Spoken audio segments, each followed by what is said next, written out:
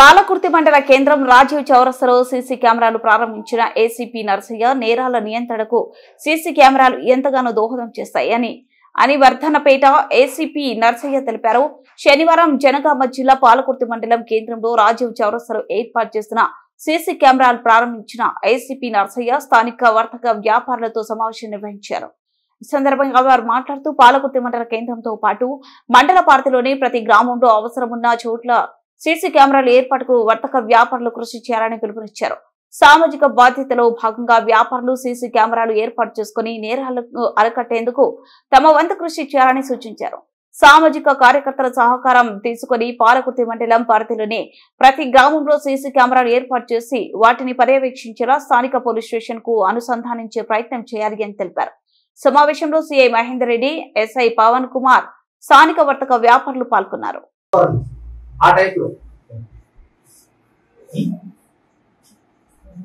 అది నువ్వు ఎంత ఎంత అయితే అనేటువంటిది నువ్వు చెప్పగలరా?